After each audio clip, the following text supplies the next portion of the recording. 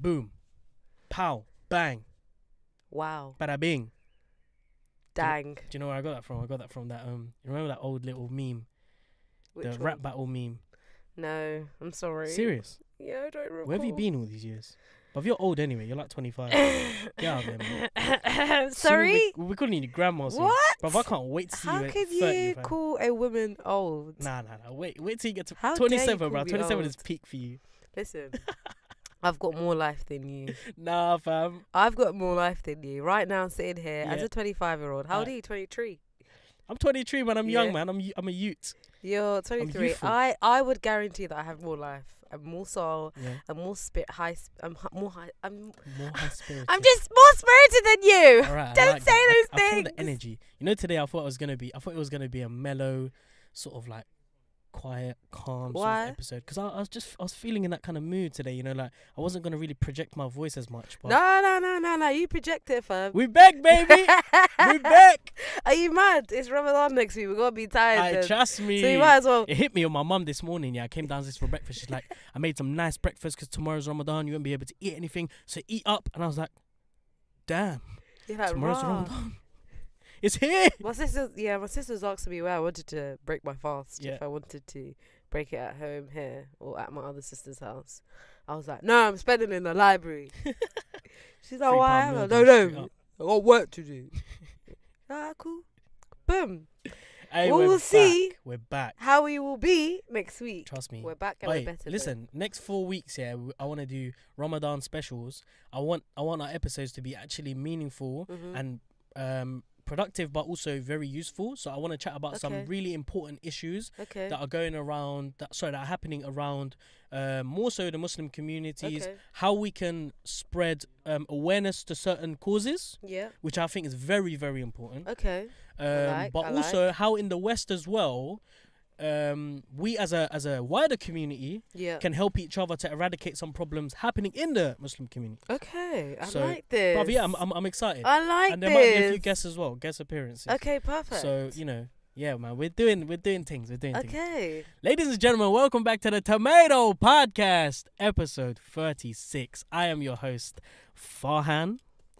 And Pfizer. Done though. FNF. Done though. High five. Yo, we did it. That was our introduction, bro. It's not bad, is it? How'd you rate that introduction? I mean, it's better than the Yeah, fact that trust. we haven't been doing introductions for the last We're just talking about 2 bullshit. months. Yeah. Yeah. No, never. This is the first time. Yeah. Never done an introduction Yeah. before. I was gonna say my full name, but Yeah, trust me, man. If I go and say my full name, Farhan Ahmed, like, yo, it doesn't really have a ring to it. I think mine does. Pfizer Abdul Qadir. Jeez. And Abdul Qadir goes with everything. I mean, Jeez. my middle name's great as well. You have to say your full name now because that Shake. bangs. Shake. Shake. Is your middle name? Ah. Shake. All right. AKA Easy, Shep. easy. What's your dad's last name? Well, wouldn't you like to know? Nah, tell me. Why? Because I wanna make your name sound even more. Oh, should I tell you prestige. my full name? No, tell me your Pfizer dad's Shake. name. Shake Abdul Qadir Ismail Nur Boy Qasim. Ah! That's what's up. Yo. Yeah. No, because it would be Pfizer bin, your dad's last name. Osman. Pfizer bin Uthman. That sounds Pfizer dead. bin Uthman. That is so dead. Nah, Let's it's just not, keep fam. it. Pfizer Wavy. Shake. All Give it a right. shake. All right, cool. So we're back on episode 36 now. I just want to give out a massive shout out to everyone who's been listening, but also a massive sincere apology for our lackluster performance last week, because we did have a little chat, didn't we, about episode 35. I know, I was cool. I don't know about you. Alright, cool. If you want to at yourself, you at yourself. Why are you dragging me into this? Hey, listen, last week, I don't know what it was, fam. Last week, I was just mad anti. I don't know. I was just being a bit irrational, erratic, He's in bit- his feelings a about bit all something. over the place, innit? But Like, this he week, needed to express himself yeah. about something else. No, it's a bit too much, innit? Like, I didn't really. No, but listen, we still got some really good reviews from it. 100%. Actually, from one person. It was not really a lot. but- Kennedy. Huh? Kennedy. Who's Kennedy? The black guy that always comments on our SoundCloud. No. I like him, you man. know. I like him as well, man. He's Kennedy, so shout out to you, fam. interactive. Trust me, Yeah. we need more people like that. Even if we don't, Kennedy, you're the one. He is. You're the guy. Straight up. So yeah, we got some good reviews on it. Actually, one good review last time. It was like, I asked, what do you feel of the podcast? It was like, yeah, it was good. I'm like, alright, cool. So if you can't see no problems with it, Is that it? Yeah. So, As I say, it's good. It's good. That's not a review. you know, but this person is a bit kind of like. It's like Oh, okay. Judgmental. yeah, Critical. judgmental, critical, but also just like less is more kind of thing. Okay. We got a jam-packed episode for you guys today.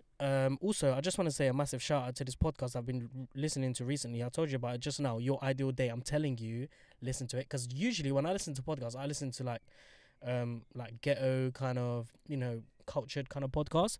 But Instead ghetto. You know. no. But now I'm actually starting to broaden my horizon and starting to listen to more diverse sort of topics like self-development kind of stuff and helping you to just he's really good.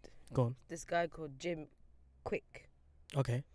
So he's like a mastermind, and he You basically. might need to speak into your mic, I am speaking into my mind. Where do you want me to swallow it? It's like right No, next don't to my swallow it. mouth. Let me just increase your levels Right a next little to my mouth, bro. Alright, that's calm. Alright, cool. Go on.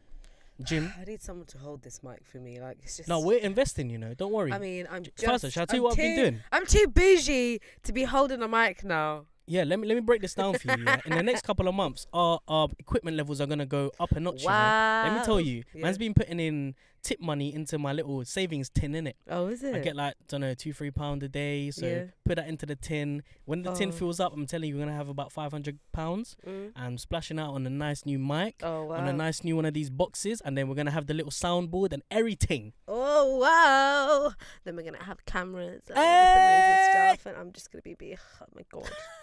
Right, so Jim Kick, he's like a mastermind, and Yeah. he basically retrains. He gets you to retrain the way you think and why you think in a particular way. Yeah.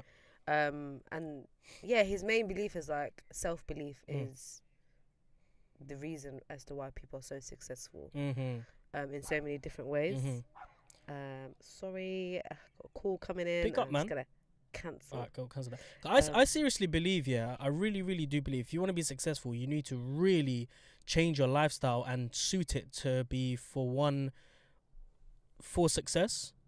So that's why the other day, this week has been a really rough week for me. I've had a really hard time. Okay. Actually, not a really hard time. I always say this every week, but Mm. let me not victimize myself. It's been a tough week, so No, I've if it's been a tough week. It's been a tough week. yeah, You no, can no, have- yeah, You it's- can have tough weeks for 6 months. right, it's absolutely, absolutely. And this is what I thought to myself the other day. Like I had a really good pep talk to myself. I was like to myself, That lady's handing out letters for Lib Dem. oh yeah, because they had a massive sort of Yeah. win during the local elections. Might I add, calm down. Local council elections. Really, does anyone really care about those? I do. Council elections. I email my Your councillor. yeah, No, I ain't got time absolutely. for them people, man. Them Yeah, people are with side. the knife crime and everything. I had to What are they share gonna my do, views. bruv? Do they I needed to concerned know about? what they were doing about the cladding. Yeah, cladding. Yeah, they need to be held accountable. What are they getting paid all that money for? Yeah, that's true. Still, But continue, please. I rate that. All right, cool. So I was About having your that. day and your week. I just Yeah. want to hear it. So I had a just generally like mentally I've had a bad week. I've been really demoralized and it's just been tough, innit? So I had a really nice pep talk to myself. I was telling myself how this year is the year where I'm just grinding it out, really having to work hard, get stuck in. But next year it's strategic, fam. Next year I'm actually looking to really put my life, like, dissect it in a way where every aspect is going to be improved. So personal development is absolutely key. But what do you mean by personal development? All right, so by personal development, I'm talking about things like the way you think, the way you process your thoughts, the actions that you take, choices, decisions that you make. So this podcast that I was listening to yesterday, there's an episode called Your Ideal Morning Routine, and it's hella crazy when you break it down how important your morning really is, because your morning sets up the rest of your day. 100%. It determines how much productivity you have in that day, how you're gonna feel, and it was mad crazy. Some of the things that like they were saying, how when you wake up in the morning, the first thing that you should do is not check your phone. 100%. Wake up an hour earlier and just do stuff that is going to make you happy. Like the guy was saying, how he reads a book for half an hour, he works out, he does yoga. It comes down to the rituals. But it comes down to the finest of things, like 100%. drinking water, but drinking a specific kind of water.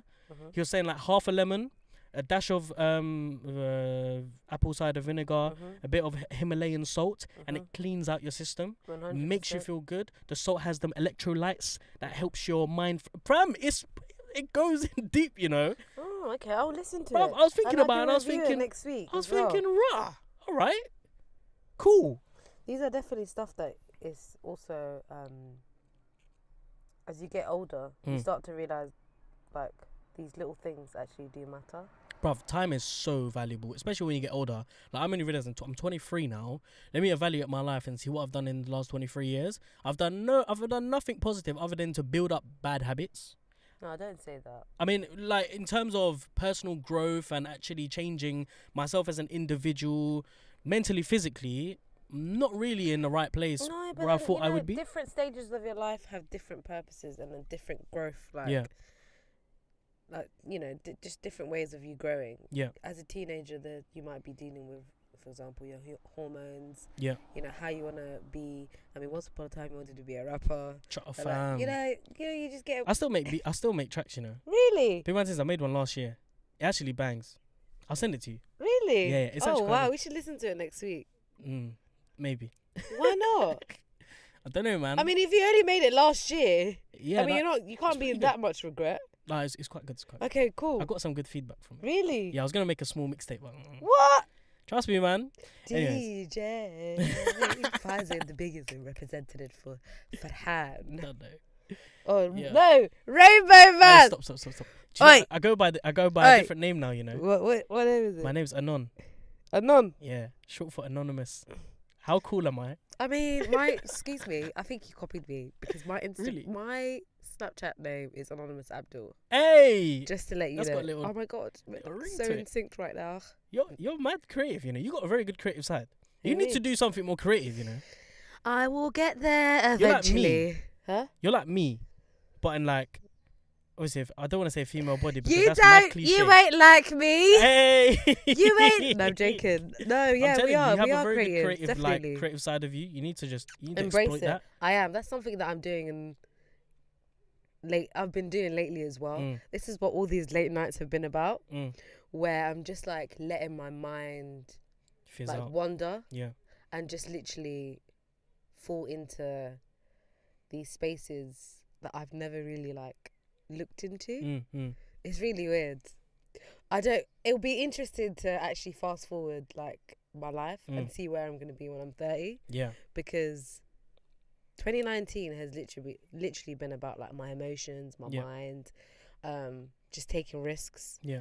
Me joining this podcast was a risk itself. Yeah, absolutely. Like, I didn't know you. Yeah. No, fam, it's still You could have it's been a still a massive murderer. risk, but I know 100%. Yeah, this do is you know what gonna I be mean? something. Like, I've never done something this long and still have had that initial buzz. 100%. It's amazing. It's a beautiful thing. It's amazing. It really is amazing. Okay, let's start. let's Let's do get this. with it. Where we starting, Pfizer? Go on, So Sri Lanka. All right, we're going back to Sri Lanka. So Yeah. last week, if you guys remembered, Sri Lanka experienced some of the most awful, horrific bombings we have seen in recent times. Over 250 people dead. And what have the Sri Lankan government done in retaliation? Well, they did a few raids. They managed to kill a few children in the meantime whilst doing that. Do you know what? I'm very, very highly critical of this Sri Lankan government because every single choice that they make is so controversial. I feel like they're just so what's the word? You know, when someone's just incapable. They're so incapable of running their own country. And they it's make ridiculous. a lot of irrational and like impulsive decisions. Impulsive, massive. And one of those impulsive decisions we found earlier this week is banning face veils. I mean, the correlation to banning face veils to finding terrorists who had no face veils is beyond me. I don't know where to We have start. to explain what we mean by face veils anyways.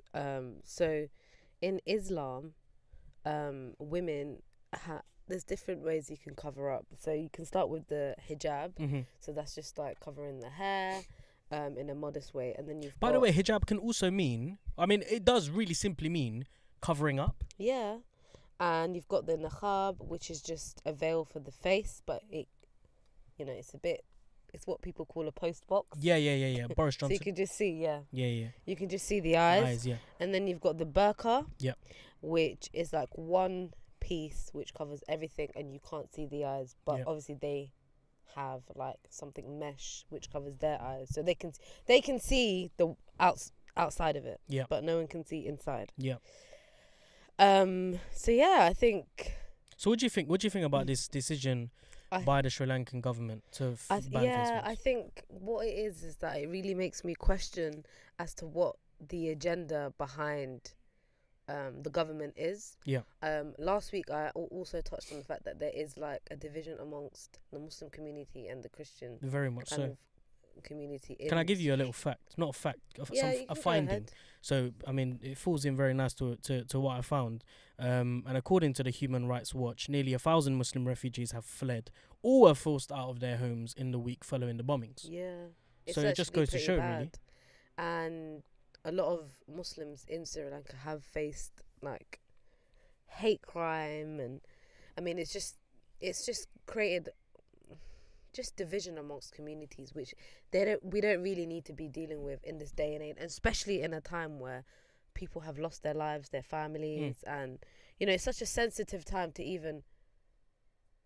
It's actually really sad to know that people are like expressing themselves in that manner, and the fact that the government will now use, and it's like it saddens me that they will target women in particular. Yeah. I think this is something that I was telling you earlier as well. It's always women that have to face the backlash when it has nothing to do with them. I agree, especially in this sort of situation where, again, I'll repeat it, I can't see the correlation. There is no correlation. Face veils. And it violates people's human rights. Yeah, I mean, number one, human rights. Number two is if you're banning face veils, what are you going to ban next? Because banning face veils alone is ridiculous, because to ban face veils is to ban someone's freedom of expression. It's to ban someone's freedom of life. Because for someone to wear a face veil is very, very spiritually important for them. I mean, why are they thinking about the face veils and a population which is only 9.7%? Yeah, less than 10%, right? Cool. That's fine, but wouldn't you be thinking about how to place preventative measures of making sure things like this don't happen again? Because it's not Faiza Abdul Qadir in Sri Lanka wearing a burqa that's doing this shit. It's apparently ISIS. So why are you not worrying about what ISIS's next move is? And it starts to really make me question as to whether these attacks are real and they are, killing innocent people. But it's like, who are really behind these attacks? Because it just feels like it's a hidden agenda. And it goes back to the point of what I said last week. Maybe there is some sort of relationship going on between ISIS and the government. Maybe there's a hidden agenda that went wrong and then ISIS retaliated. Did you see the comeback of, what's his name? The leader, man. What's his name, man? The president. No. ISIS's leader. I don't know. He came back, What did he say? He was missing for like 5 years. Really? Americans thought they killed him. And he came back and he's looking mad bushy, fam. He looks mad scary. When I saw that picture, I was terrified. I felt goosebumps go down my back. It is. Wow. Because, like, fam, he's not joking around, fam. He's back. And and you think ISIS is defeated, but when you see this man in front of your fucking screen with his arms crossed like this, with AK-47s behind him, with his beard like crinkly and fam, he looks like Saddam Hussein. Who are you trying to fucking scare? Like, nah, fam. I was he's getting paid by God knows who, some Tom, Dick, and Harry. Trust me. Anyways, moving on. Yeah, moving on. So the police authority. Yeah. We said that in the UK. Metropolitan Police. The Metropolitan Police. I can say police authorities. Sometimes I can be so fresh. Well, you are. I am fresh, aren't I? What? No, say it with your chest. Go on, say it. I'm joking. Go on. What was that? Sorry. So the police authorities, yeah. My hands are so oily today. Yeah, it's calm, man. Don't watch that. We all have. At least I'm not rolling around with dry hands. Yeah. Unlike some people I know in my life. No puns intended. What are you trying to? Fam, do you want to feel my hands? Feel my hands. It's haram, bro. Nah, bro. Feel my just stroke it. Wow. Do I not have the softest hands you've ever felt? To somewhat degree. I mean, in comparison to some people that I know in my life. But anyways, alright, cool. The rape cases risk being dropped if victims refuse to hand over their phones to the police. Alright. What do you think about that? What do I think about this? So, okay, when I first heard about this, I thought, okay, this is very interesting. Rape cases. We're talking about rape cases. We're talking about people who have allegedly been raped. Okay. Victims who are being asked to hand over their phones to the police. So the first thing that came into my head was, why are they being victimized? And then, this is just added stress on someone who's really going through something. And they might have shit on their phone that they don't necessarily want to share with you. But then afterwards, it got me thinking. I heard about this story about this guy who was arrested for allegedly raping some girl. And then on the girl's phone, they found text messages saying how much she liked the guy, and then arranging to have some sort of fantasy, kind of like a rape fantasy. Okay. So in effect, that he would rape her because that's something that she had some sort of fetish over, and then she obviously snaked him to the police. But when they went through her phone, they found out that actually she planned all of this, which is mad dangerous. I mean, I think this is kind of... Again, would you say this is another attack on women? And I wouldn't say it's an attack on women at all. Necessarily. Oh. Because if anything is there to support your case. Yeah. And I'm saying as in, okay, I'm coming from a positive kind of perspective. Yeah. If the police requesting to take your phone will help them allocate your location. Obviously, phones are very useful when it comes to those things. In terms of like investigating your phone, just to support your case. And if it kind of strengthens your case, A. B, if it makes the case get closed quicker, because sometimes some cases are prolonged for God knows how long for no reason, then why not?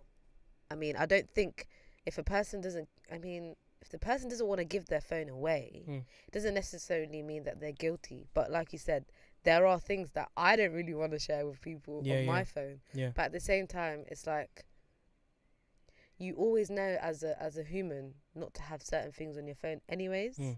Like, you just know that at the back of your mind, there's a possibility that you can lose your phone. There's a possibility that, your phone can be stolen or whatever it is. Or even like, for example, we already know that when you're signing up to all these things on your phone, that you're already kind of signing for your giving you info. Photos. Our information is out there. Yeah, already. Like it or not. So it's anytime that you go on a website and it says, "Do you agree?" Blah blah blah blah blah. Cookies. Yeah. And you press OK. So you can continue to read the article. Exactly. So it's like, let's be honest. Why are people so sensitive? Have privacy. That's what I want to know. Huh? These times, do you know what this is? Do you know what this is an example of? This is an example. Okay, it's not really an example, but half of the time, people don't really have like anything that they don't necessarily want to share with other people. It's just things that people want to keep to themselves. 100%. But it's like, it's not really a big deal if you're providing it to the police who are trying to sort something out. But I just think people are just a bit extra. No, but the thing is, in some cases, like for example, if the person is, okay, I'm just gonna make up a scenario in my head. Let's say the person is a transgender or that person is gay and their family doesn't know, and this attack has happened to this person, and they not only have been raped, but then they've been also like battered and whatever, and that is, for example, a homophobic attack, and they don't want their family to know. There's just certain situations where you might just feel too vulnerable, and it might expose certain things that you don't want it to be exposed yet, and your family might come to the police station with you, and data protection. There's always that blurry line, and sometimes the police do make mistakes. They say stuff which they're not supposed to say, and it's just there is a fine line when it comes to privacy, and I feel like at the same time it's like, okay, they take the phones. How are they going to protect people's phones? Like, well, who's going to have access to that phone? Who's going to be reading through those text messages and going through all the stuff? Because let's be honest, the police are just human beings. They might want to laugh at certain things. Exactly. Do you know what I mean? It's just like Apple. There was a phase where the staff that were fixing the phones, and they would be going through people's phones, and they would be sending in their staff member nudes. The nudes that people had on their phones, and they were kiki in a WhatsApp group. Like, do you know what I'm saying? Like, your picture's going everywhere. So it's like, Yeah, I can got you a really funny trust story the about police? that And you don't still. really want to be Yeah, deleting yeah. stuff because I'm sure they can retrieve what you've deleted. Of course. So it makes you look suspicious. What do you think about the So police saying that if you don't hand over your phone, you could potentially risk the investigation being discontinued? Because that's what they said. If you don't hand over your yeah, phone, you're risking the investigation not going through. Is that fair to the victim who's going through this crazy time? if they have a valid explanation, then why not? Hmm. As in, if they have the valid explanation to say, I don't want to give my phone for this, that reason, then they should never dismiss a case. There was a case where actually someone handed in their phone to the police as requested, and they kept it for 2 years. They gave it back to them, and the person, when they turned their phone on, realized that the police hadn't actually unlocked the phone for 2 years. They hadn't used it at all. What? Yeah. Big one thing. What? Yeah, man. The phone lost its value. Trust. She had the I'm person. surprised she was able to still turn it on after 2 years. What? So what is the point then? I mean, yeah, of course, there's always a point. That's but what I mean. I think it just needs to be a bit more like this efficient. Is what I mean. The The way police that can't. operation. These times, yeah, I'm sorry, but the Metropolitan Police, when they say they're gonna do things efficiently, they've put certain things in line to make things work. They ain't done shit, man. The Metropolitan Police is as I don't blame them, man. They've got so many cuts. The officers barely get paid that much money. Yeah, true. Like, let's be honest. I considered being a police officer once, you know. Yeah, Not very long ago. I mean, as well. I didn't consider being a police officer. I wanted to work. Starting salary is not that bad, to be honest. What, 32k, innit? It's a bit dead. To be honest. I mean, when you think about it, to be a sellout. yeah. I mean, don't say you're a sellout if you become a police officer. Yeah. But on face value, it looks okay. But then when you get into it, and then you're talking about like 14-hour shifts and shit like that, that's a bit mad. And the amount of stress that they go through, fam. Yeah. We're talking about at a time where crime levels have skyrocketed, and you've got and there's so many cuts, so many shit happening in London as well, like fucking no, the cuts are Extinction crazy. Rebellion and mad cuts, hella cuts, no support as well, fam. Yeah. Imagine like people are not scared of the police nowadays. If a police officer was to approach a gang of youths or whatever, they're not scared of you. Do you know what video I always think of? Go on. You know, there's it's the person that's recording is on the top of the top decker bus. Okay. And the police is getting arrested by. The police is getting arrested. I don't know why I'm laughing. Yeah. Yeah. So a police officer is getting arrested by, like, the person that they're trying to arrest. Yeah. So he gets flipped over. Have you not seen this on? I've seen too many of these things. Exactly, man. and it's like there's too many, bro. Yeah, and like there's been ones where the guy's like, "Oh, don't leave me, man." You know what I'm talking about, innit? He's like, "Don't leave me." Then he kicks the woman in the head, and she's like, "Oh." Hey. And he's like, "Just let her go. Just let him go, David. Just let him go." And I'm like, "Fucking hell!" Like, just let sometimes in certain situations, I know, like, police officers are there to obviously protect us and investigate crime situations. Sometimes just step back and let these fuckers do what they need. Let them they're do what gonna they need to do, man. Because they're not trying to go prison. No. They're not trying to give their life away. Don't put your life at risk. 100%. A bit similar to being a fire warden. They say, if the person doesn't want to leave the building, leave them. Leave them to burn. Anyways, moving on. Let's move on. Yeah, I think we'll just see how it goes, I guess. Yeah. I don't think they will actually put that they will make that into a law. Yeah, I don't know. Because there's always a blurry line when it comes to like rape cases. Also, rape cases are becoming so much more complex. Like, why are rape cases alone in existence? But why do they become so complicated? Because it is complicated. Because people's fetishes are mad complicated.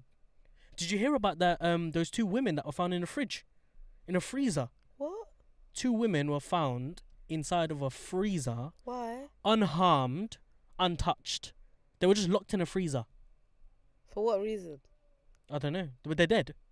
Were they dead? They're dead. They're frozen.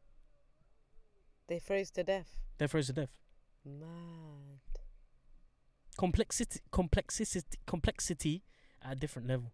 I mean, there's always a story behind something. Trust me. Okay, let's move on to that. Right. Wow. What are we moving on to now? Raw, that actually. What? I've just started imagining too, like. That's what I did as well. But do you remember that time, yeah? Fully clothed, everything. When I was growing up, when I was in primary school, there was this guy that literally lived down the road, and he lived opposite my friend's house near Mornington Crescent, and he had chopped up these 2 prostitutes and threw them, put them in bags, and threw them into opposite your house. Yeah, threw them into the canals. What? Yeah. Bruv. Oh wow. Just We're looking living in back. some crazy world. Yeah, there's fam. some. We're living in some crazy world. We really do. Mm. Look at this lady charging towards us. She's Anyways, obviously moving late for on. something. Are we going to talk about? Semenya. Yeah. Yeah, Semenya. I didn't really know how to pronounce her name. Yeah, same. I'm hoping that's the right pronunciation. Yeah, I think it is. I found this case really, really interesting on different levels because let's just give you a little bit of a background of what this case is about. So last week, the Court of Arbitration for Sport. Imagine I practice saying this word, I still can't get it right. The Court of Arbitration for Sport, CAS, basically the international sport's highest court, ruled that women or trans athletes with elevated levels of testosterone I should say, could be banned unless they took medication to reduce their levels. Semenya is a woman with I thought this lady was actually a transgender at first, but I found after doing a bit more research that she is hyperandrogenic, which means that she's got a much higher level of testosterone than most women, and she's a victim to this new regulation because this regulation basically says that trans people or women with high levels of testosterone need to basically reduce their levels of testosterone in order to be entered for certain competitions. So I want to ask you, what do you think about that? Do you think this is a fair sort of policy by the courts to try and make sport a little bit even? Absolutely not. I think it's absolutely fucking stupid what they've done, and I think it's a racist attack, and I think it is. You go as far as to say racist? Absolutely. For real? Because she's a black woman. That's what it is. Yeah. 100%. And I think it's the fact that she's a woman, they're targeting her. And after all these years, she's gone through all this for the last 10 years. They've embarrassed her. They've put her through so much for the last 10 years. For what? After what studies? You know what studies they did? Go on, tell me. So over 24 weeks, they got 62 women. They injected them with testosterone to determine what dosage level impacted their lean body mass and muscle performance. And the women that basically they had tested, 62 women, the average age was 53. Fucking so hell. They all had basically gone through like menopause and stuff. She's a 28-year-old. So it doesn't even correlate. It doesn't correlate. Study B, they observed 2,127 men, male and female athletes. And then they basically, I don't want to read the whole thing out. Long story short, women with higher level of testosterone performed significantly better. And then the issue here was found that 30% of the athletes competing in 2011 world champs doped. There's a massive doping scandal going on in athletes. So which is the sample used in the study included dopers who had been disqualified. So the actual there's no actually any correlation between. Nothing resonates. Exactly. It's just shit basically studies. Then the third one is that they injected testosterone into mice. This lady is not a mouse, and it's just borderline criminal behavior. They're violating her as a human being, and I think it's just so disrespectful. And it all stemmed from the fact that she had won that race in Berlin. And 10 years after, for 10 years, you're going to target this woman. That's, for me, I think it's so disrespectful. And on so many levels, it's like the human biology doesn't just fall into male and female like the way we want it to be. The human body is so complex, and because it's just got a little bit of a higher testosterone, you're going to target her. And all the hard work that she has put through all these years. Like, whereas if people like, you know, when you look at someone who's taller, for example, they've got longer legs, they're likely to run faster, no? So it's like, why are you not putting these factors into... Yeah, if you're gonna... Like, do you know what I mean? Yeah, no, if you're gonna have that sort of... if you're gonna apply that sort of logic, then you have to, in that case, separate black and white athletes. Because we all know that black people have a different genetic structure to white people, and it makes them more athletically advantageous in certain competitions. So that's I mean, attack. When I was reading this, it really got me thinking about every single sport. And in every single sport, you always have elite athletes. In football, you have Lionel Messi, you have Cristiano Ronaldo. Messi was born to play football. He has everything that you need to be an amazing footballer. So why is she not born to be a runner? Well, that's what I'm saying. So if you're born with certain attributes, with certain qualities, then why should the state have the ability to limit them and to put certain limitations on them in order to... Why would you want someone to modify their body? And you know what kills it? It reflects like the history of racism and misogyny against black women. I'm sorry, but even Serena Williams, for so many years, like, she's been targeted and she's been said she looks like a man. It's yeah. I remember that article. Yeah, like, why they that all was really cheeky. Exactly. It's like, really why cheeky. even Michelle Obama. Yeah. They questioned her gender as well and said that she was basically a man before, and I remember when there was an article saying Barack Obama is actually Osama bin Laden, and they actually put pictures together. I mean, just some dumb shit, and like even Sierra. Yeah. Remember when we grew up and people were saying she was a man, and it's like, wait, hold up a minute, because even when I was looking into this as well, that guy called Michael, I don't know if I'm saying this surname right, Phelps. Yeah, that's it. Swimmer. He has like low lactic acid. Okay. Which means that it's easier for him to... He's a swimmer. Yeah. So his muscles... Yeah. Yeah. So why doesn't anyone say shit about that? Yeah, it's like white people are celebrated. White men are celebrated for their biological, like, let's say, changes. Or I don't know, whatever you call it. And it's like, no, why is it that this woman is being targeted and, like, she's not even trans. She's just a woman. She's identified herself as a woman. She is a woman. And why does she have to change her body to fit into these regulations? Fucking change the regulations. I'm sorry, I don't mean to swear. No. But it's actually such a piss take, because how do you know this is not affecting her mental health? Of course it's affecting her mental health. She is out here grinding. She's been working non-stop. This is her livelihood. Yeah. And people are coming at her for what? Because of their dumb views. No, keep your views to yourself. At the beginning, when you said about race, I was kind of questioning it, but now that you've brought up all of these cases, I think 100%. You might be onto something. It's true. Really do, and I think this is an example of the state being very, very careful to, plaster over those sort of cracks that they've managed to open. Exactly, and it's like it's constantly. It's always women that are getting targeted, especially ethnic women. Like. Especially, and I'm just sick of it. Like, even Shamima Begum. Let's move on to Shamima Begum. Yeah, because I'm quite upset. I'll be honest with you. I'm upset because... I don't know if I'm upset. You know why? Tell me why you're upset first. Go on. I'll tell you why I'm upset. Because Shamima Begum is... How old is she now? She's 19. She's 19. She's a young woman. She's a very young... Even this Caster lady. Caster. She's 28. Yeah. She's young. And people are targeting... women, and they're putting them in front of the media, and they're basically embarrassing them, and then there's no apology, there's no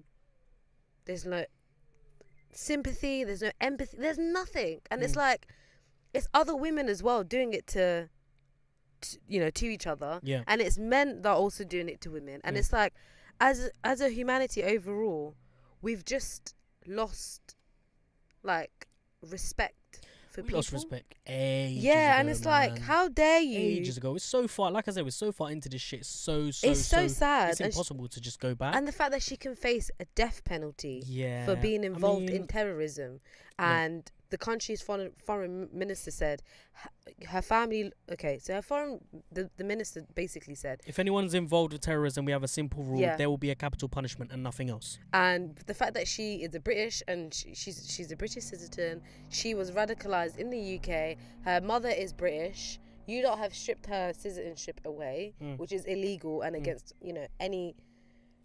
It's illegal to even do that. It has nothing to do with Bangladesh, which actually makes sense.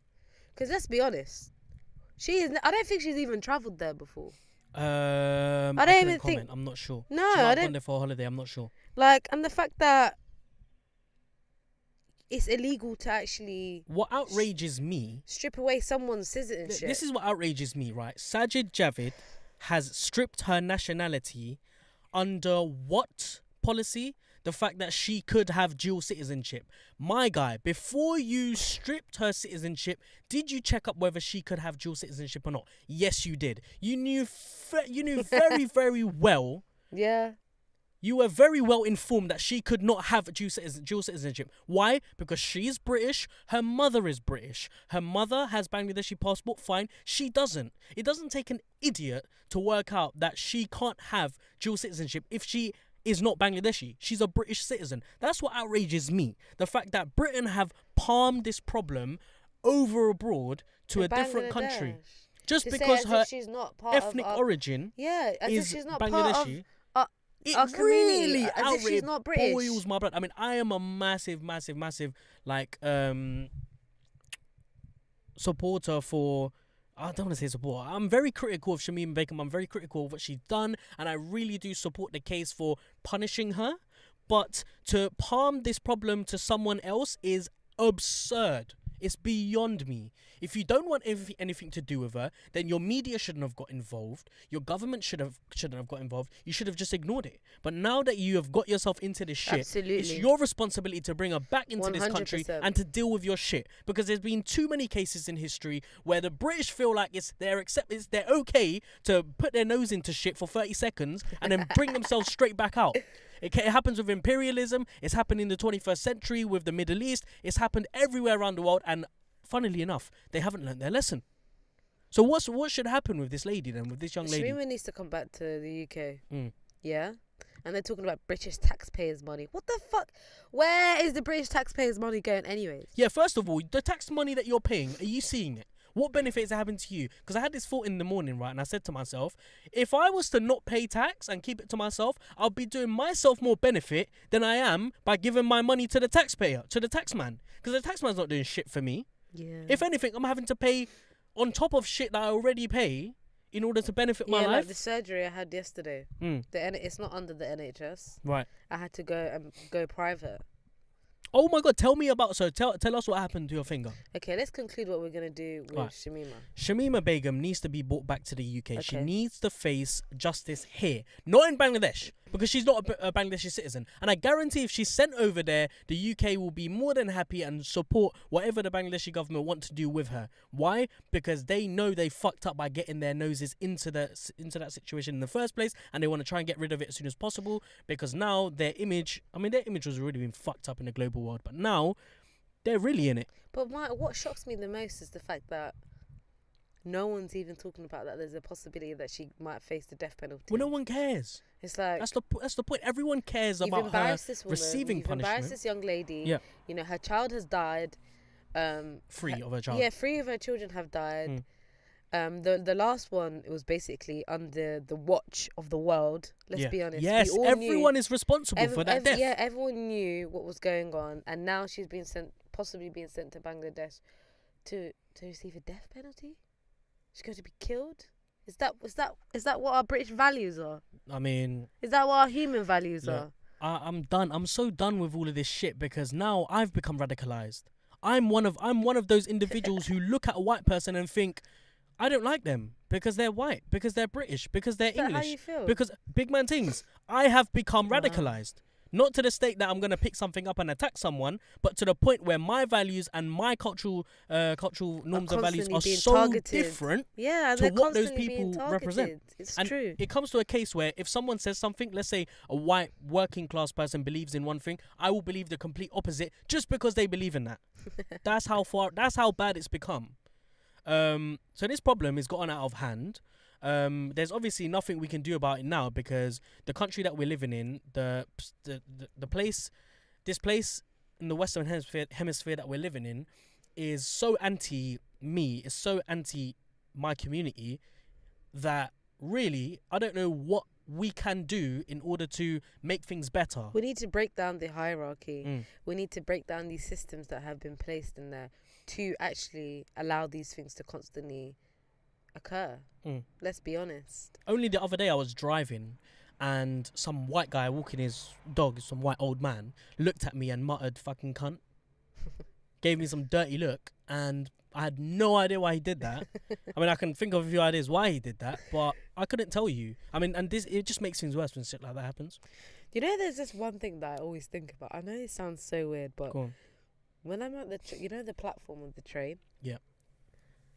I know exactly what you're going to say. And that's exactly how I used to feel every single day. Like, I always think, Faza, don't step too close. Because someone's going to push you. Yeah. That's exactly how I felt. Every single day, before the train would come, I'd look behind me. Yeah. Why? Because there's been too many cases of people pushing, you know, remember that Muslim girl? Yeah. Who was, I think she was a school kid or whatever. Yeah, she got pushed someone pushed and she was so lucky not to fall in the gap. Her head hit the train, but she didn't fall in. Yeah, see, and it's so weird that, like, I think this is normal. Yeah.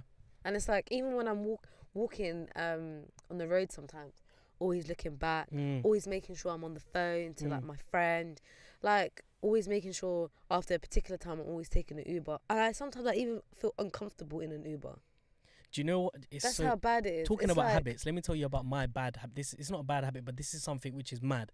As soon as I get into my road, I look onto on my car to make sure my doors are locked. Yeah. That's how insecure I am about my road. The moment that I get out of my car, I'm looking around always. I'm ready. I'm prepared to get stabbed at that moment in time as soon as I leave my door. That's not an exaggeration. Every single day. Because that's how insecure and that's how scared and I am. The fear, like, literally. Fear has been placed in our hearts. I mean, I will still go out and live my best life. Like, I will still go and do what I need to do. But it's like, why have these things been so normalized? It's weird. And it comes to my experience yesterday when I went to, so I went to a private clinic. What was that? A private clinic to get my verruca taken out from my finger. Yeah. That I've had for, like, God knows how long. And so the consultation was basically £90, and the lady that I had spoken to who did the consultation, the doctor, she was a bit of a interesting character. Right, go on, So explain. she turned around and she was like, oh, you know when the doctors have to, like, speak to you whilst they're going through, like, your treatment, whatever. Yeah. She was just like, oh, hey, like, where are you from? What do you do? So as soon as I walked in, I don't know, I really, like, pick up vibes. Okay. And she was just like, hi, Fazia. I was like, my name is not Fazia. Jesus. My name is Pfizer. She's like, hi, I'm Dr. da-da-da-da. And I was like, okay, nice to meet you. She's like, oh, what do you study? I was like, oh, international development. This, that, the other. She's like, okay. So we spoke, whatever. And whilst I was filling out this form, I felt like she was being quite intimidating. Judgmental? Not judgmental at all. Yeah, not in that situation. I mean, she already judged me already, but she was quite intimidating. She flipped the piece of paper that I was signing, basically, like the consent form. And I looked at her and I was just like, why are you touching the paper that I'm reading? So I flipped it back just to not prove a point, but it's like, you wanted to test the waters to see what she would do next. Yeah, it's like, no, if someone's reading a consent form and they've actually paid for a consultation, do not rush them. Yeah, it's rude. So I flipped it back and I just continued reading and I read over it again and then I flipped it back after and she was just like, what's she doing? And then I read it and then I signed it, which is fine. Cool. So she started the treatment and then she was talking to me and she was like, oh, where are you from? I was like, oh, I'm from Somalia, but I'm, born and bred London girl, live in Camden. She's like, oh, have you lived here your whole life? I'm like, yeah. So basically, I'm British. She's like, oh, okay. I was like, oh, where are you from? She was like, I'm originally from Cardiff. I was like, okay. But she's not from Cardiff because she's Indian. Why are you not spoiling it? But wait. My bad. So my like, bad. I was like, okay. So she's like, but I moved here 10 years ago. So, oh, okay. So I asked her, so where are you from? Like, what's your ethnicity? She ignored it. So I was like, okay, fine. Ah. Yeah, so I continued the conversation. she's So so she said, ashamed. have you ever been to Somalia before? I was like, yeah. Actually, I went there back in 2012, but I intend to go there this year. But, you know, because of studying and, like, work, it's quite difficult to, like, go to Somalia because it's one of those places that you don't just want to go for a week. You want to go there for, like, a month or at least 3 weeks. And she's like, oh, okay. And she's like, where are your family? I was like, my family are all here, but my mum and my brother are in Somalia at the moment. And she's like, oh, really? Why? She's like, is the reason why you didn't go to Somalia because they like don't allow women to like travel alone? Wow. And I looked at her and said, right, pause. yeah, wait. Pause. Let's process what she just said. Yeah, so I said, She just said, did you not go to Somalia because Yeah. they don't let fam, like, what? Wait. What? hold on, The let me moment she just Alright, continue. go, So I continue. turned around, Yes, I was I'm like, triggered, I'm I said, triggered. no, not necessarily. Like, Somalia's not really like that. Mm. I mean, we are going through what you would call, you know, after the Civil War. I said a lot of things had changed for the worst, but my mum's there now and she's been there for years. She was like, for a year? Is she not looking to come back? I was like, no, she's going to come back. But, you know, the quality of life there is obviously much better in so many aspects. And, you know, that's just that. So she turned around and she was like, oh, so, you know, if you was to wear what you're wearing. So I was wearing just like trousers and trainers and literally this red hoodie that I'm wearing now. And she was like, oh, so can you not wear this in Somalia? And I was like, well, I said, I don't really understand why you're kind of asking me these questions. Oh, you said that to her, yeah? Yeah, I said, I don't understand why you're asking me these questions, because she's like, yeah, but isn't it not conservative? Would you not be kidnapped if you wore these clothes? And I looked at her and I was like, I was so shocked. I was like, I'm sorry, but, you know, that is not really the case. And there's a lot of things that Somalia is going through. And the security there is, yeah, it's unstable, but Somalia has not always been a conservative country. It's the conservativeness has come from, the match has started, isn't it? No, don't worry. It's fine. It hasn't started Sorry. yet. No, it hasn't started yet. Go on. Yeah, so anyways, moving forward, she turns around and I was like, so I asked her again, I'm like, where are you from? And she just ignored the question. Again. And she was so rude on just so many levels, where she was just like, oh, okay, so moving from Cardiff, I moved to London and it's just, the driving is crazy. I was like, oh, do you drive now? She was like, yeah, I've been driving for such a long time. Wow. And it was just like, Where was the this way, clinic? huh? Where was this place? It's Swiss Cottage. So it's not even in a Fuck out of bougie here, bruv. area Allow like it, that. man. And there's just Fucking certain things that she was saying was just really, really, really rude and like patronizing. And she was talking about, like, she asked me about the charity sector. She was like, oh, so what do you do? What do you want to do with your masters once you graduate? I said, well, I've been in the charity sector for a long time, and there's just certain areas of the charity sector that I don't really, not necessarily agree with, but I said a lot of money is wasted. And I'm really passionate about like community, like engagement work, and I really want to be hands-on with everything that I do. And she was like, okay, well, that's interesting to know. And I was like, I'm kind of sick of so I just kind of just switched the script, and I was like, yeah, I'm kind of sick of the agenda of like white savior complexes and like just a constant idea that, you know, the West needs to help the rest. And I said, I'm just sick of that agenda, and I'm just sick of the like the hierarchies of so many different like systems, and just the way people have, you know, these complexes within themselves. Yep. And she just like looked down. What'd she say? She didn't say anything because she realized what she was doing, and I was just like, yeah, I just feel. And she just kept quiet. And I was like, I just feel like a lot of people have these complexes within themselves that hasn't really been resolved. And I think that once they do resolve it, then we can move forward as a society. And she just kept quiet, and she realized what she had done. So I had gone upstairs, and then I was in pain because the longer they do the Veruca treatment, the freezing, obviously the better it will be. So I was just firm in the pain, whatever. And then after that, I went upstairs and she was like, okay, I'm going to give you this treatment and blah, blah, blah. Bear in mind, I already have this acid anyways at home. But she just was convinced. She wanted me to pay for it. So the second form that they wanted me to sign, she had changed the amount to 180. Bear in mind, I paid 120 for the treatment. And I said to the guy, he was like, "Oh, so it's £183 and 10 pence. The £3 and 10 pence is for the acid." I said, "Whoa, wait a minute." Yeah, trust. I said, "What?" I said, "No, like, it's not 180." And they had already had a conversation. Right. Because she just brought me upstairs. She didn't speak to me after. She was like, "Here, take my card," and that's it. And she basically walked off. So I'm thinking, Pfizer's not dumb. Trust me. 180, 120 is already killing me. Mad. So are you trying to get me to pay 180? Sorry, just spat. So I turned around there and I was just like, no, I'm not paying 180. Like, relax. He was like, "No, the doctors, she's put 180 here." And I was like, "No, the form that I signed downstairs said 120 plus the consultation, which is £90, and I've paid for the consultation already. So I don't know what you're talking about. I don't know what the £80 is for."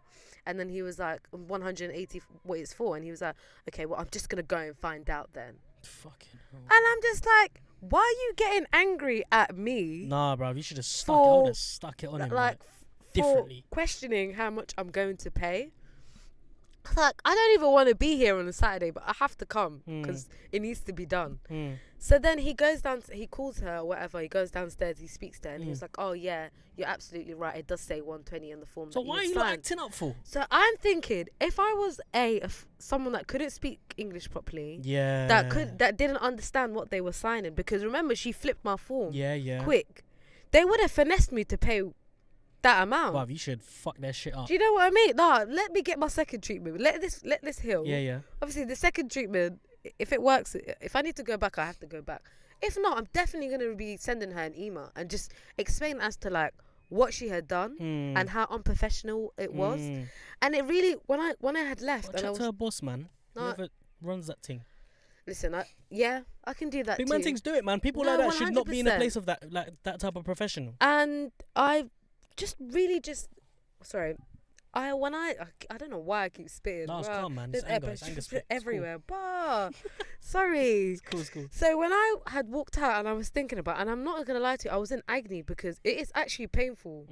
Like, I know I sound so dramatic, but as you can see, it's fucking swollen. See, it's like, swollen, yeah. Fam. She must have put some next shit in there. I mean, it was just the freezing treatment. So when I had walked out and I was thinking about it, and I was like, whoa, let me just deep what has actually happened. Yeah, that's mad. She is a woman of colour. I am a woman of colour. She is obviously she's definitely older than me. She's probably in her mid-30s. She's dressed nice. She's wearing high heels. She's got her makeup on. She's, talking about her car and her job. Fucking hate Asian girls like that, bro. No way. Sort your shit out, love. And she definitely has, like, worked really hard to get to where she wants to get you. She's working in a private clinic. That's fine. Bitch, you're working on a Saturday. But okay, moving on. Cool. Hey, it's fine. You know what I mean? But I really just looked at, I deeped the situation. I was like, this is what I'm finding more common now. That people that are from, let's say, the same kind of ethnic background, or let's say a Somali to Somali person, or a black person to a black person, I'm finding that there's a lot of like just unnecessary competition and like what they have faced throughout their kind of journey to get to where they get to, they kind of reflecting that insecurity onto the next person. Do you know what it is? And I'll tell you what it is. I know exactly what it is. It's an abandonment of culture. It's forgetting where you came from. It's trying to adopt yourself to your, what do you call it? Your secondary home. She's so, I don't think it's that. No, honestly, I can see it. She is so anti where she came from. All she wants to do is adapt to her new life and bow down to the people who she's come to now. No, I don't think it's that. I think it's because, like, when you're around people that constantly, especially around when you're a very white, predominantly white, like, professional background, whatever it is. Obviously, the higher you get in the hierarchy is either going to be predominantly white male or just white people in general. Let's be honest. And it is a lot of people tend to make comments they don't even realize is like indirect racism, and the passive aggressiveness that is so common in the workforce and like just institutions. Like it's ridiculous. And This I is why I think can't she work. doesn't even. I think she did. When people like her don't even realize that that's what they're projecting. I don't think she actually realized what she did She until knows I exactly actually what she's spoke doing. about. No, I don't think so. I'm telling you, I know she knows exactly what she's doing. Everyone has an agenda. Yeah, Everyone no, has but some sort of an agenda. But when you're around it's just like your friends influence how you are as a person, right? If you're around dickhead friends who constantly swear, who constantly treat people bad, who don't have the same morals that align to you, you'll eventually adapt to their habits. Yeah. And I think that's what's happened to her, where she's adapted these habits because she's around people who are like that. And now she doesn't know how to react. Like, I pity her. no, I feel I sorry don't. for I her. actually feel sorry for her. I feel mad sorry for her because you know why? She will never ever know what it's like to be that individual. She does not get the best of both worlds. She only knows what her side of the life is like. Whereas me and you, oh my god, she even asked me about marriage. She's Bruv, like, it's so do you have to typical. marry a Somali man? It's so typical, fam. And I so was like, typical, what? I was like, it first doesn't thing, even surprise me anymore. I was so shocked as to how, like, why she was questioning me like that.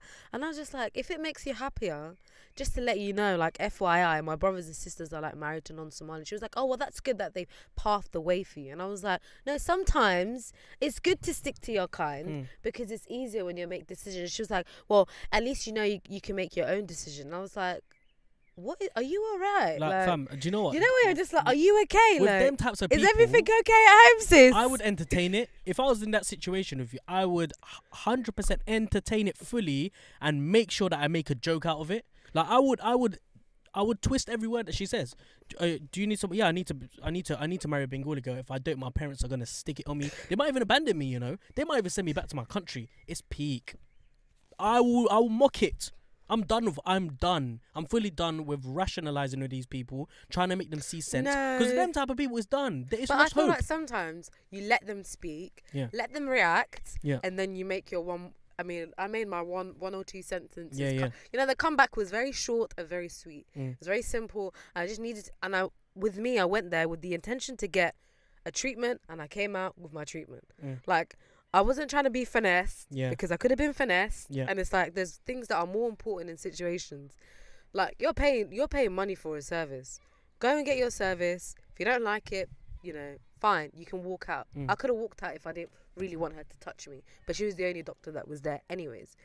But like I said, if I need this treatment again, I'm gonna go back. If not, I'm gonna definitely send a follow-up feedback. I think a lot of people don't do that as well. Of course they when don't. they experience stuff like this. Yeah. But let's move on to the next subject. I'm sorry that happened to you. That's fine. I spoke to my friends after about it, and they were just like, "Sis, you know, I think I handled the situation fucked up, right." It's fucked up. Because I really wasn't expecting it. No, I just thought I was just gonna go in, and That's a fucking joke thing. Seriously. I just thought I was gonna get my fucking treatment and come out on a Sunday, like. And she was just like, yes, you look tired. That's why these things, you know, this hasn't healed. And you probably have a lack of vitamin D. I said, rah. Cause why doesn't shit like this happen to me? I want shit like this to happen to me. I don't want you to experience that. It's not nice. But so we're gonna move on to Fenty Beauty. Fenty, alright. Going to Boots. Fenty's going to Boots. And you actually put a question down as, has it become a cheap mainstream product? Yeah, bro.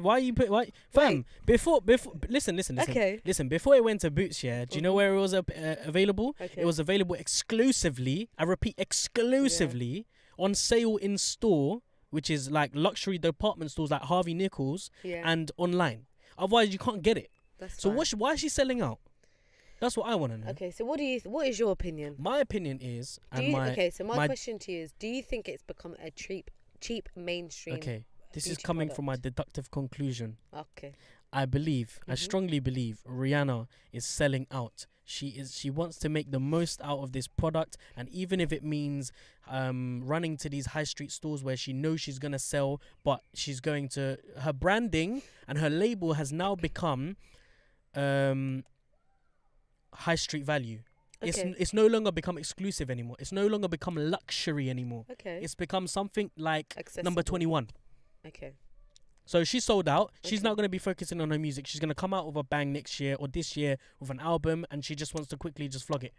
Is that But what you think? That's what I think, because... Okay. Go on, you tell me. Go on. I think that is absolutely Bullshit. absurd. Absurd, yeah? Yeah, I think it's... I understand what you're saying, I think it's a stupid business but a move. good strategist Mm. would disagree. All right, go on. I tell say me, this tell me. because Mm. Jordan Woods, for example, Right. when she had her whole scandal going on, Yeah. she then released her eyelash line, whatever, Okay. in Superdrug. That did really, really well. Mm-hmm. Now, Kylie Cosmetics in the UK is doing well, but it's not that easy accessible. Yeah. And in order for you to expand your market, one thing you need to do is make it not easy accessible.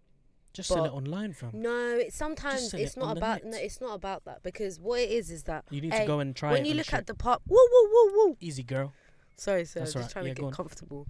For example, when you look at department stores like Debenhams and all of that, they're slowly kind of fading away into the back of the high street kind of like shops and stuff. No, I mean people shop there, but not as much. Mm-hmm. So that would be stupid for her to put it into there. That's facts. Yeah. Harvey Nichols is the only one that I know of is Knightsbridge. I ain't got time to be traveling to Knightsbridge. And go to Selfridges then. no, I don't think they have it in Selfridges. House of Fraser. I don't think they have it in there. She should have gone to those ones. No, but the thing is, these places like House of Boots. Fraser and them lot, Really? they don't. If I buy my deodorant from No, Boots. as in, hold on, they don't really like. I don't really want to go to House of Fraser to do my shop, my week. If I can go to Boots to buy my products, that means I'll be constantly using. The same way as Sleek. Look at Sleek, like. As much as it looks like it's a cheap product, it's actually not, and it's been doing well for years.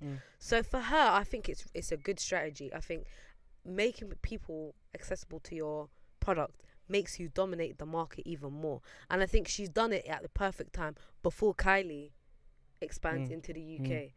Rhianna bringing her products to the UK, I think, especially in Boots, is so smart, because now you're always gonna.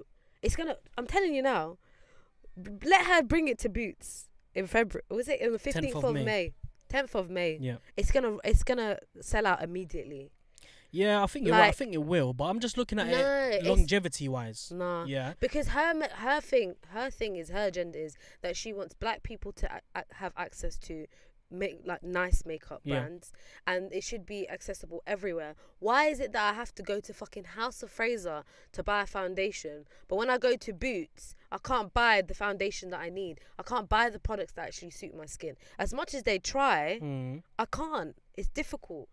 Why should I pay more money for my travel, A, and B, to just buy the same products as everyone else? Do you know what I mean? It just doesn't make sense. And the fact that she actually, I think it's so smart that she's done that, and I think she's gonna do so well. It's a massive risk, though. I don't think it's a risk. It's a massive risk. I think it's really good, because she's now risking her brand from going to a place from being that luxury exclusive, pot of gold to now becoming something which is so accessible. But she never said she was exclusive. She says she was inclusive. She said the complete opposite. Okay. She said, I want everyone to access my products. I want everyone to have it. I want all women to have access to use my products. Whether you're white, black, yellow, green, whatever it is. I want everyone to use it. I want to be everywhere. If that's the case, then she's making a good business exactly move. But in my mind, when I'm thinking about a Rhianna product, I'm thinking about something which is. But she ain't bougie. She's done pop. Yeah. Rhianna has never marketed herself as a bougie person.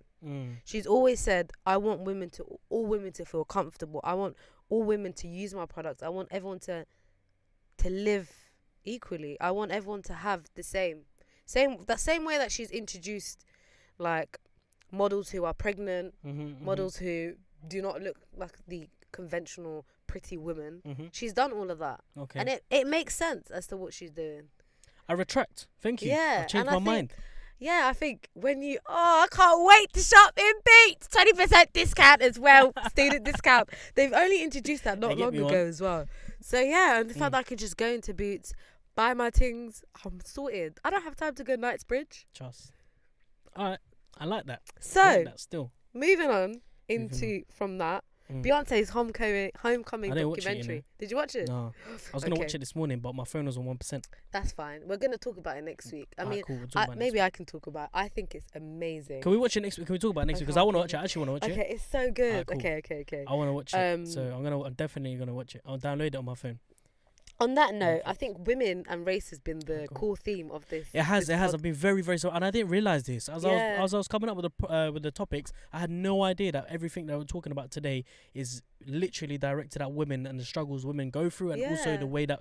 And at the beginning, I was gonna have a massive argument with you, saying, "What the fuck are you talking about? Yeah. Women are not the center not the center of conflict. They're not being, targeted by so and so." But I totally see sense now, and I think you're absolutely right that this week women have had a very, very tough week in the sense that society has battered them left, right, and centre. For no reason. And look, I don't want to take away from women the fact that society value them so much in most parts of the world, but definitely in the part of the world that we're living in, women are going through a very, very tough time. They're finding it hard to find their identity, find their feet, find their sort of niche, their voice, and that's happened for a very, very long time. But we're seeing it become more intensified, especially in the ethnic minority groups. Yeah. So I'm really happy we brought up these issues and we spoke about them. I feel like today has been very, very productive in dissecting these things. I mean, women. What can we do without women like me? Moving on. I'm joking. That was so lame. That was so cheesy, wasn't it? It's okay.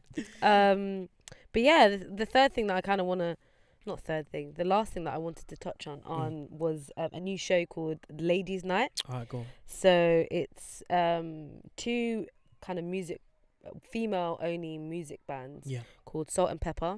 Okay. And SWV, and they are basically from the 90s, and I think I touched on this about 2-3 episodes before, where a lot of documentaries are now starting to showcase the journeys of music groups and all the hard work that they've done and all the kind of challenges and the struggles that they've been through. So this is one of them. The one that I spoke about last time was New Edition. Yeah. Obviously the R. Kelly documentary. I think documentaries are the thing now. Yeah, definitely. And it just kind of brings two of these amazing groups, and it just kind of sheds the light into all the hard work that they've been through as women. And I think it's quite empowering. I mean, I don't like the fact that it came after the New Edition one, because there's only so many documentaries that you can watch. Trust. I think it's a bit stupid that they released it right after Beyonce's documentary as well, because everyone's watching Beyonce's documentary and everyone's listening to her music right now. But it's nice to know that like these things are now happening, and people are now like trying to push like more empowering women in particular, but I'd say they're trying. There's an attempt now to make. I agree. These conversations more happen. To happen, and they're more common. Put them on that spotlight. Yeah.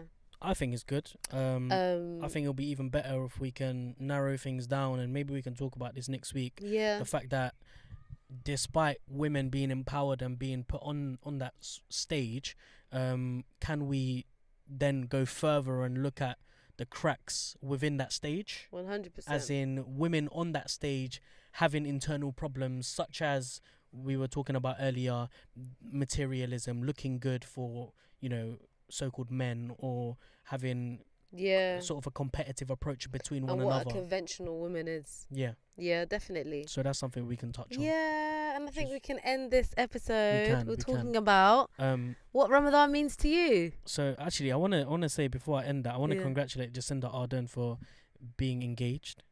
So she got engaged earlier this week. Jacinda Ardern, the Prime Minister of New Zealand. Oh, is it? Yeah, man.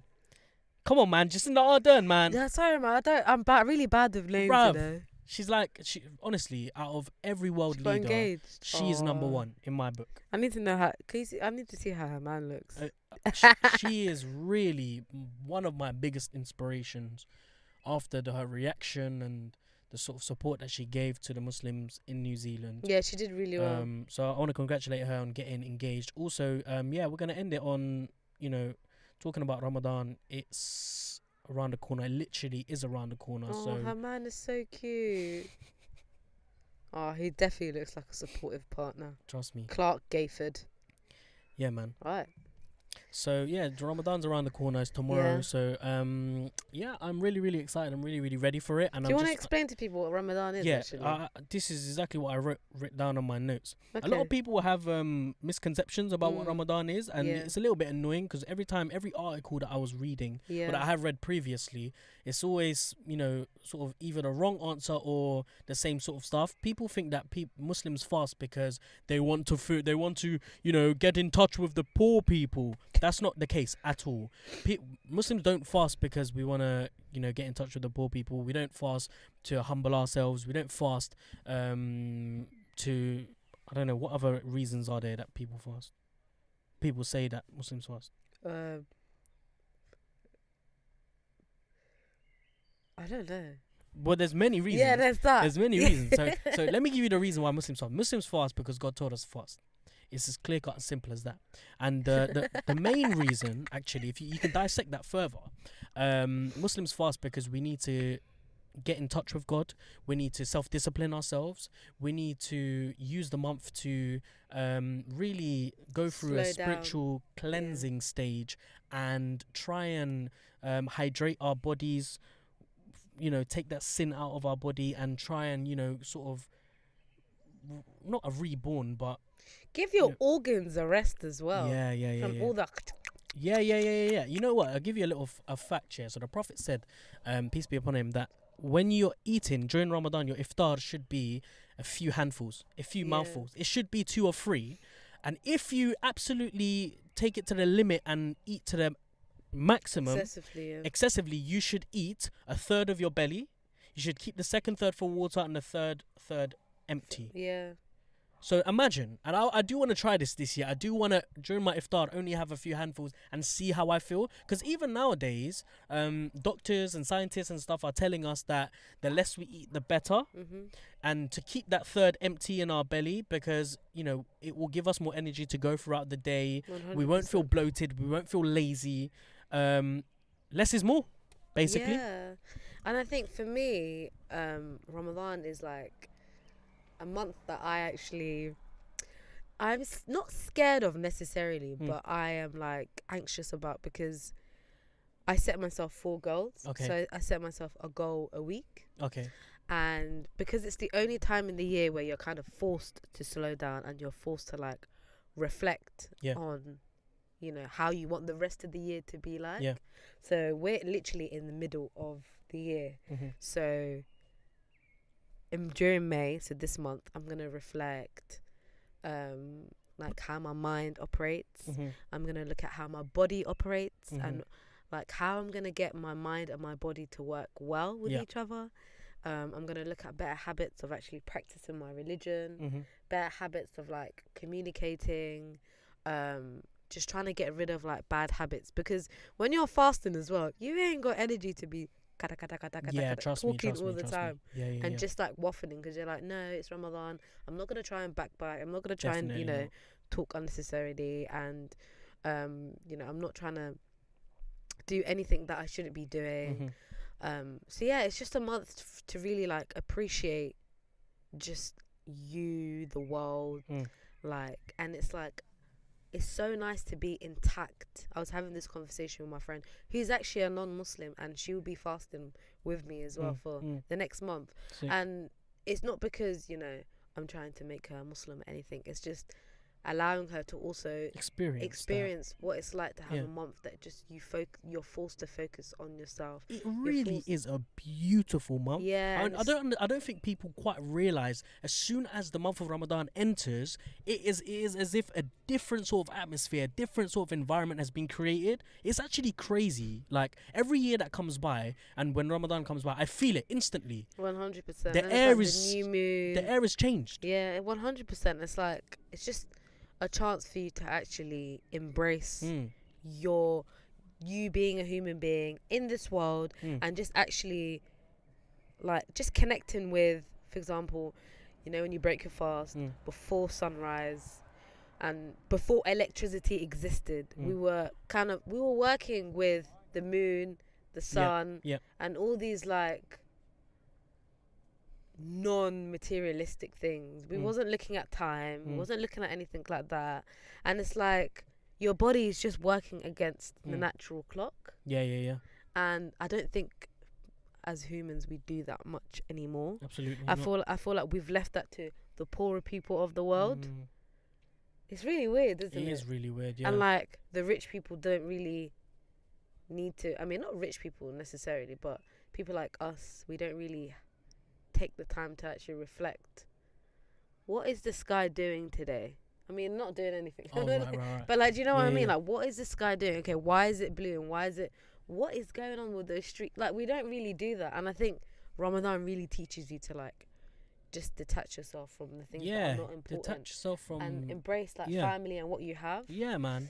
It really is. It's a massive self-disciplinary time for all Muslims to just really take that month and grasp as much from it, as much goodness from it as possible. Yeah. Discipline yourself to form certain habits and get rid of other habits. Yeah. And a lot of people, you know, when they think about Ramadan, people usually think about, I mean, this is very, very crucial and key, praying and, you know, returning to God and reading the Quran as much as possible. And all of those things are very good and well. But for me, number one is disciplining yourself into forming good habits, changing your state as a human, just becoming a naturally better person, I would say. And then all of those other things will come naturally. Yeah, it's true. And like, I think that's when people think, oh, Ramadan's about, you know, charity and all of that. I mean, it is. Yeah, of course it is. Yeah, but it's more to do with charity within yourself. yeah, it's honestly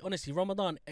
A lot of people have this misconception. It's about giving. It's about learning to be like other people. But really, it really, truly is the most important sort of kind of therapy, but also meditation. I would say. Definitely. If you want to know about meditation, do Ramadan because you will really be internalizing yourself. You'll be in yourself and you'll be so far wide awake. I really do encourage everyone listening to this to try and take one day to fast. And fasting goes beyond not eating. It's about being consciously aware of every step, every air, breath, sight, every everything. Conversation you every have. moment of your of that day is Ramadan. It's as if, you know, you're conscious. You're making sure that you're really living in that moment in time. Yeah. I think I summarized that pretty well. Yeah, it does. Yeah. It really does. Yeah. It's beautiful. I'm excited for it. Happy Ramadan, Brilliant. Happy brother. Ramadan, yep. Ramadan Mubarak to everyone. I'm going to end it here. Yeah. This has been a really, really, really good episode, actually. 1 hour, 22 minutes in, and we could have potentially gone on for longer. Yeah. So this is the last sort of normal episode that we're going to have for another 4 weeks. Like I said, next week we'll be back, but we're going to be back with some different types of topics that are more beneficial is what I wanted to say. Literally, the podcast just bugged out for like 2 minutes. It was bare weird. All right, cool. So we're going to conclude. Ladies and gentlemen, thank you very much for listening to the Tomato Podcast, episode 36. Faiza, thanks for coming here and supporting me through every episode, as you do. Oh, thank you. Thank you for having me. How's your case, by the way? Your case is treating you well, yeah? Huh? Your case. Absolutely. Everyone wants one. I know. Sick. Yeah, so we will be selling them shortly. It'll be coming to you soon. And basically, until next time, we'll see you next time. Oh, you didn't plug us in? Oh, shit. That's the most important part. Yeah. All right, ladies and gentlemen, Thank you, Pfizer, very much for reminding me. Wow, I don't know what came over me there. We are available on Instagram and Twitter. Yeah. Instagram at Podcast Tomato. Joking. Instagram at the Tomato Podcast. Yes, exactly. Tick. Twitter at Podcast Tomato. Tick. Okay. And we are also available. You will be very, very shocked to know. Yeah. We are also available on SoundCloud, YouTube, iTunes Podcast, Spotify, and the rest of it. And you know the best part about all of this? But you didn't add it. Just the tomato. It's called the It's tomato. called the Tomato Podcast, Right. of course. That Okay. goes without saying. But something which is more important than that. Oh, what is it? All of these podcasts on all of these platforms are absolutely free. Wow, they're free, guys. I mean, I still can't believe it. All these weeks they've been free. Oh my god. I'm expecting them to be charging in the next few months. I don't know when, but I mean, for now, they're free. Free. They're absolutely free. Free. So I don't. What are you waiting for? What Go are you over. waiting for? I mean, whoever's listening to this is clearly listening to it on one of the platforms. But if you Yeah. want to listen to any other past, Like, previous subscribe. episode, Yeah. so yeah, bro, subscribe to the thing. Number one on Apple Podcasts. Give us a 5-star review if you liked it. Not Yeah. 4, not 4.5. Yeah, By leave us a force, little yeah? message. By force. What do you mean force? By force, they have to leave us a message. Yeah, Okay. definitely. 5-star reviews only, please. At us on Your Twitter. Ramadan deed. Hashtag TTPod. Okay. That's right, TTPod. Okay. Trust me, man. We're coming up. We'll see you guys at the top. Okay. We'll see you next week. Bye. Bye.